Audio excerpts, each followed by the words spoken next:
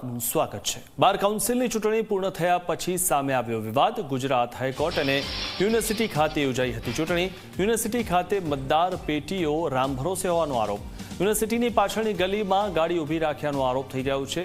મતદાન પેટીઓની કોઈ જ સુરક્ષા નહીં હોવાનો આરોપ કરવામાં આવ્યો છે અને વકીલે સમગ્ર ઘટનાનો વિડીયો બનાવીને વાયરલ કર્યો છે। પોલીસ ઘટના સ્થળે પહોંચી, વકીલો પણ ત્યાં હાજર હતા।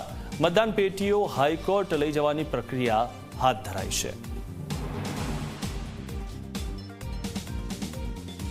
હું નરેન્દ્ર માધુ એડવોકેટ બહુ દુઃખ સાથે મારે લાઈવ થઈને કહેવું પડે છે કે આજે અમદાવાદમાં જે અટલ કલામ હોલ ખાતે ચૂંટણી યોજાઈ એ ચૂંટણીમાં અધિકારીઓ તરફથી ઘોર બેદરકારી દાખવવામાં આવી છે।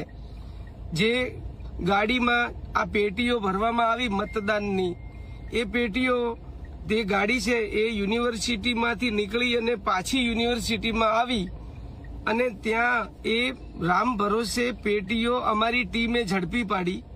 અમારી ટીમની ગાડી એમની પાછળ હતી એટલે અમને ખબર પડી અને અમે ત્યાં જઈને વિડીયો ચાલુ કર્યો અને એ વિડીયો ચાલુ કરી અને અમે અમારા આ ઇન્સ્ટામાં અમે લાઈવ પણ કર્યું છે।